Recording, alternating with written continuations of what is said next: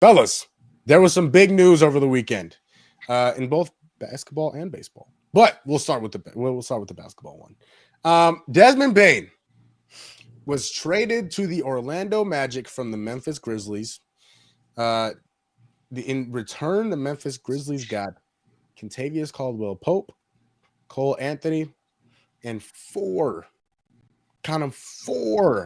first round picks, as well as a first round pick swap.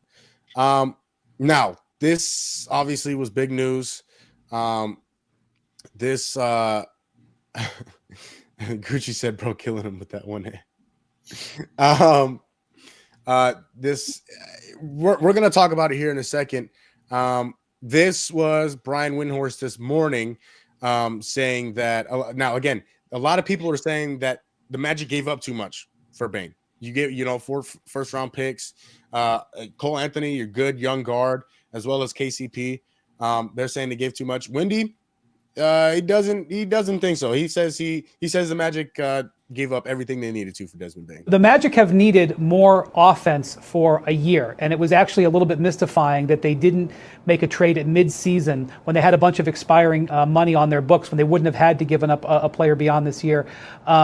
And didn't do so. And they really collapsed offensively down the stretch and were not a threat in the playoffs because of it. So they trade for a guy in Desmond Bane, who over the last 3-4 years has averaged about 20 points and shot over 40%. He's under controlled long-term contract, plays both ends of the court, a quality player. And they also trade Kentavious Caldwell Pope away. You have to look at this trade not only as acquiring Desmond Bane, but they're offloading the contract of Kentavious Caldwell Pope. He's owed $43 million over the next 2 years. So part of what they're paying with those picks is for Bane, but also to offload what is viewed as a bad contract. The 16th pick in this draft isn't viewed as super expensive, but unprotected in 26, 28, and 30.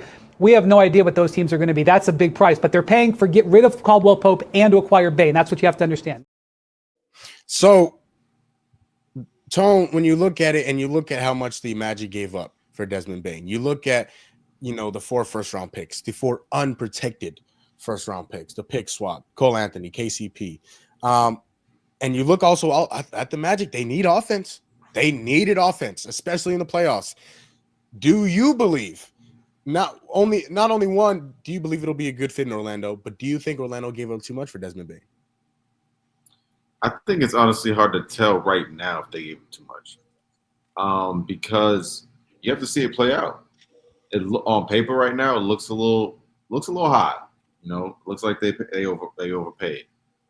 But if they end up a top 3 seed in the East and Bane has a heck of a year, and Paolo, it actually fuels Paolo because there's a lot more spacing, and Bane is a pretty good defender as well. Yeah. And so I will say when I first seen the trade, I was like, ooh, especially I heard like that one of the picks was like top 15 or something like that, right? I think it was number 16. 16. Okay, 16. Okay. Yeah. And that's why I said, like, I'm like, if they look at that top, 18 picks, because, somebody might drop and they're looking at it and saying, well, we don't see potential value in that player right now. They got so many young players. It's like they do need veterans. And Bane I think he's, when I looked, I'm like, yeah, he's a guy who averages 20 next to Franz and Paolo. I can't argue that that's a good piece to the lineup, man. A veteran. He already sounds like he's excited to play there.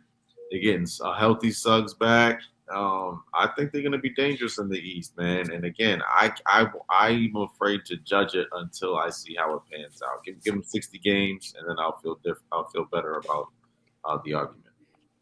Sorry, this light is really bright. I had to put on some shades. You about to go bike riding? Why don't you mind your business? No. How about you do that? See, there you go asking questions that you don't want the answers to. Do you think Jose Canseco? Yeah. If the shoe fits. David Largo, when you look at this trade, do you believe Desmond Bane will not only be a good fit, but do you believe that they gave up too much for Desmond Bane?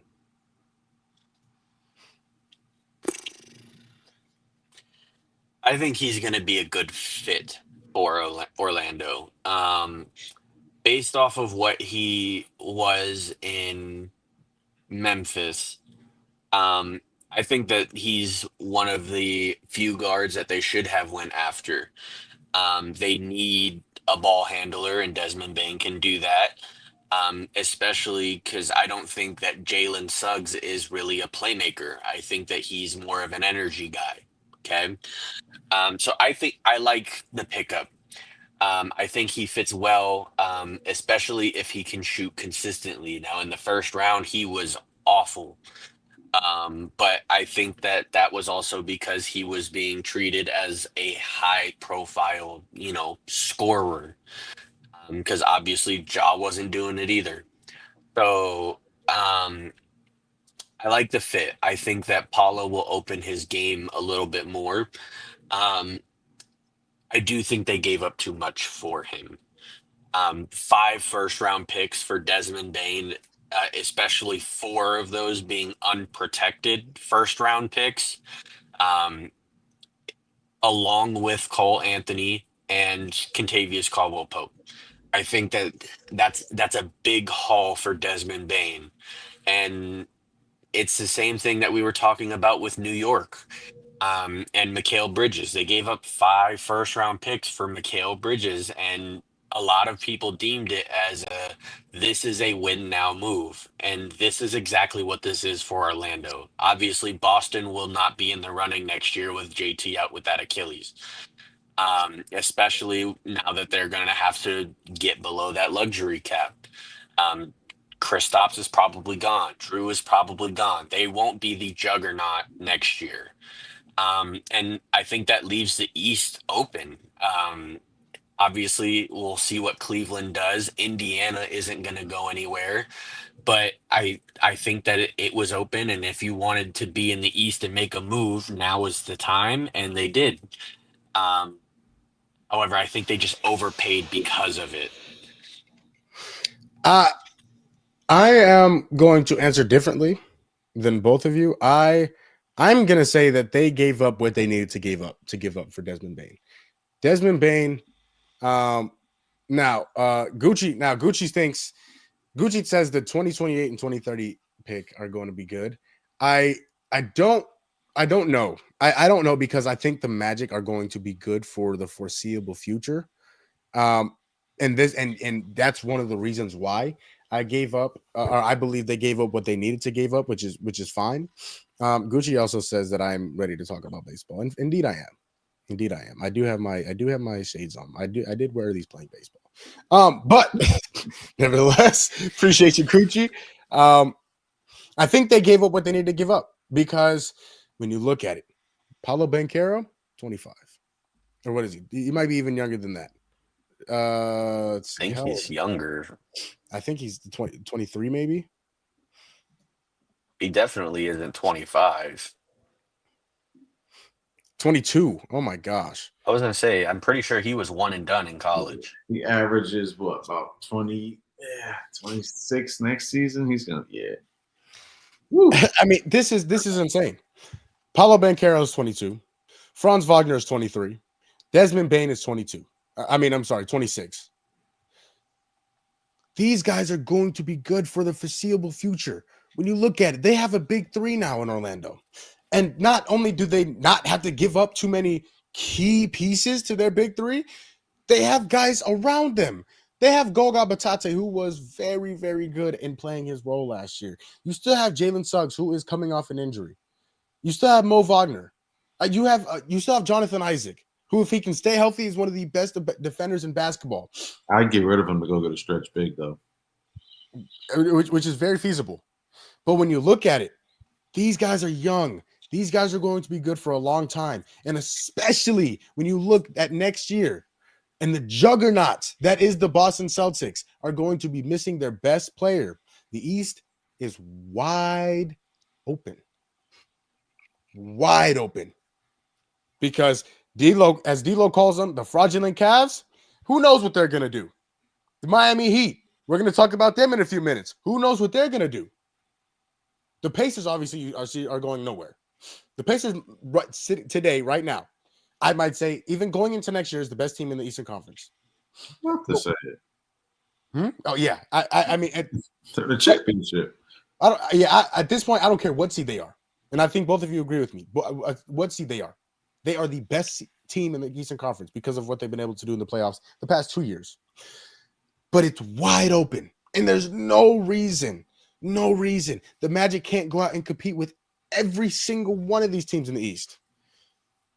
And so healthy.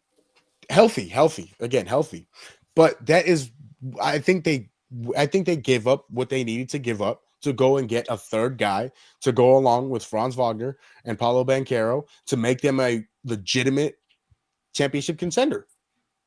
I mean, a lot of people are saying, yes, he gave up too much, right? They gave up a lot. I am not arguing that.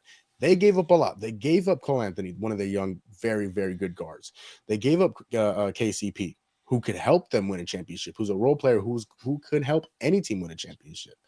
But I mean, it's gonna be tough, man. It's and Memphis, Lord knows what they're doing. What are the Memphis Grizzlies doing? But before we get to them, because we are definitely going to talk about them. Before we get to them, D'Lo, do you think the Magic could legitimately contend in the Eastern Conference next year? And I'm talking about get to the NBA Finals contend. If Paulo plays how he did against Boston consistently throughout an entire playoff run, yes, I 100% agree. I think, however, if they don't add more shooting around those two are going to have to be able to shoot consistently from the three. And if they don't, then again, they're going to run into the same problem as last year. Spacing is going to be an issue. I think that's the part of the game that they work on this summer. I think Paulo and Franz will be in the gym working on that 3-point shot to open up their game. But if they play like they did this short playoff run that they had, because obviously they were out in the first round, if they can play like that consistently, I like their chances. Tone, do you think the Magic now could legitimately contend to make it to the finals in the East? Not to the finals. To the point I just made, I think they need a better big. I like Wendell Carter. I don't think he's a starting center on a championship contender. You can prove me wrong, but I personally don't think he is. I think Wendell Carter, I think he could play a Miles Turner role. He can shoot the three a little bit. He's a very good defender. I think if he can do what Miles Turner does for these Indiana Pacers we're looking at and watching in the NBA Finals, I think the Magic can easily be legitimate contenders to come out of the East. I really, really do. It's going to be interesting. Memphis. Embiid, that Cat, Embiid, Turner. It's tough, but Wendell Carter, he's had his moments though. He's had his moments. He's showed flashes that he can. If Rose team makes a move, then you got Ware. I don't know. It'll be tough, but I think Wendell Carter can. I like the game. I do like it. He's just undersized. Yeah, that's the only thing I would say about Wendell is he's undersized and he's got to stay healthy. Got to stay healthy. Memphis, what on earth are the Memphis Grizzlies doing now? Shams did come out and say that the Memphis Grizzlies are still stern on building around Ja Morant and Jaren Jackson Jr. So I don't see a Ja Morant trade in the near future. But Tone, I mean, where did the Grizzlies go from here? I mean, you trade Desmond Bane, your third guy, to Orlando. Now you got a haul back. Where do they go from here? I think they're just stacking the deck to make a move, and they wanted to do it early enough, which is actually, I think, a smart move. You do it before the season's even over. There's going to be some changes made this offseason. This offseason is going to be one of the the wildest offseason we've seen in a long time. There's going to be some shams, and I think Woj might even come out the cut. You know what I'm saying? Just come out of retirement for just for some this songs. season. Like it's gonna be a crazy summer, man. And I think that they just made the first move. Like you said, they gave up Bane, who's been really consistent for them over the years. He's had his ups and downs throughout the season, but through the years, he's been 15 and 20 points. He's been a consistent two guard for them. Yeah, it's tough I guess if you're looking at it from a Memphis Grizzlies fan standpoint, you're like, dang, we just gave up, one of our best players for something we don't know. It's like, what I'm saying? We're looking for consistency. How like that doesn't give me the faith. But I think it's a gamble right now. They're in the West, which is just so dynamic. There's so many teams, and you got to do something. You got to do something to draw it. You got to keep Ja and Triple J wanting to be Grizzlies. You know what I'm saying? So you got to do something. And if you wait too late, then you lose out on potential picks or other players. So I think they're doing the right thing, and I want to see how it plays out. Yeah, it's very interesting to see what they're trying to do here. I don't know. Tone, you said maybe they're just loading up for another move. I think that is very, very realistic. I just don't know what move that could be. D'Lo, where do you see the Grizzlies going from here after trading Desmond Bane? Yeah, I'm with Tone. I think that they moved Bane for a bigger move. Um, I don't know what that move is, because I don't know where the upgrade is at. Um, but I think also they're looking at it from a perspective of he was hurt, but Jalen Wells performed well enough to where I think that they could move off of Bane and slot him in. He may not give you the same production immediately, but I think that they saw enough from him to say, okay, we're confident in you starting here, and you could potentially be that third guy. So let's get this hauled now while we can, and you can slot in and give us a reasonable production similar to what Bane is giving you. I think that is sort of what they're going for right now. But looking at the trade market right now, I don't know what you get. Obviously, KD is off the table because he doesn't want to go to Memphis. Um, I don't think that they have enough to go out and get a Giannis level player. So really, it's like who is really out there if you're looking at, a Kristaps or a Drew Holiday from Boston, or from what is being reported, they're also listening to White our offers for Derek White and Jalen Brown. Who knows? They may be on the table, right? That they might not be the only guys. New York just lost in the Eastern Conference Finals. They might be looking to move, right? So I think that this is a piece of a bigger puzzle, but that won't be revealed until later down the road. I think that for right now, like I said, I think they saw enough from Jalen Wells to say he can be our third guy.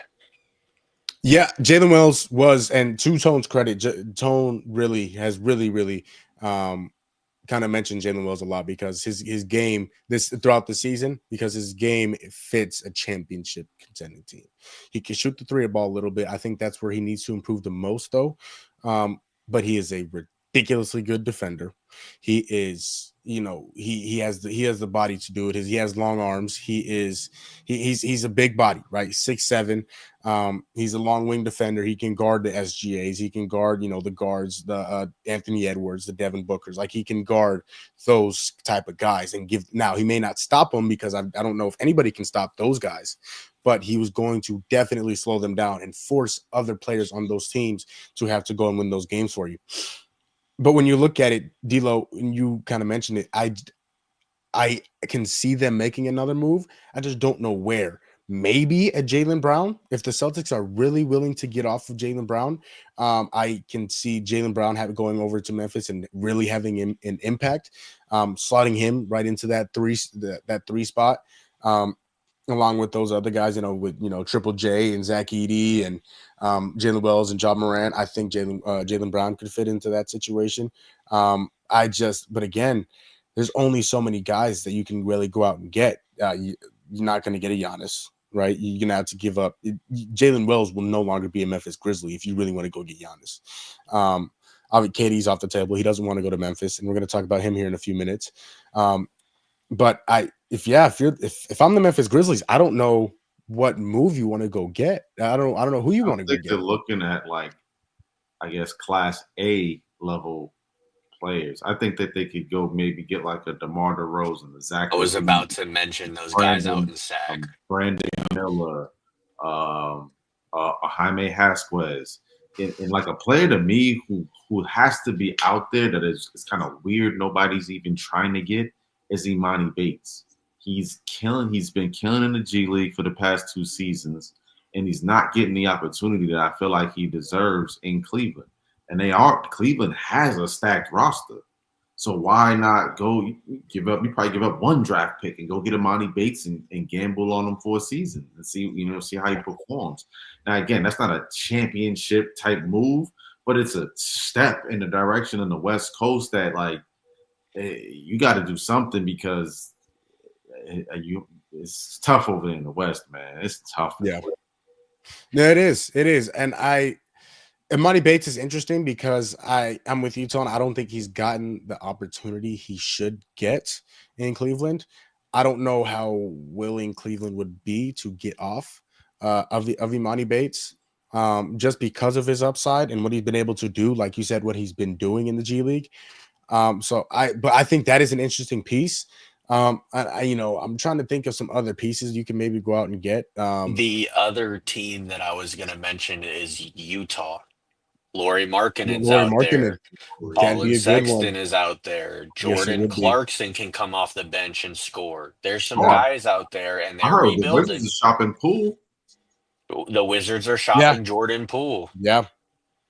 Yeah, that could be another really sneaky good acquisition, especially we've seen what Jordan Poole has been able to do on a team that is contending.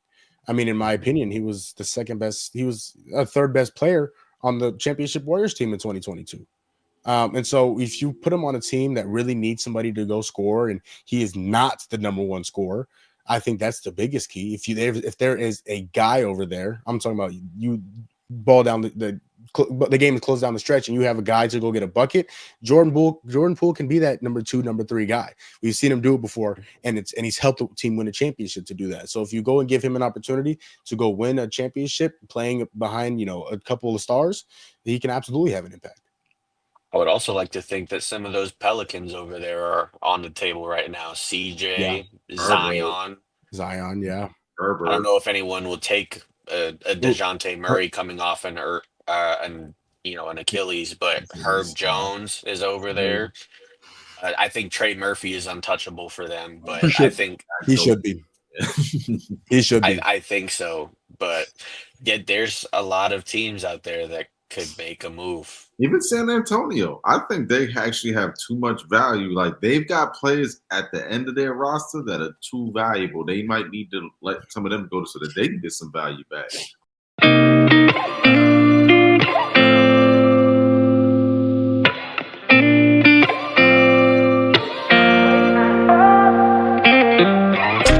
Gotta find my way to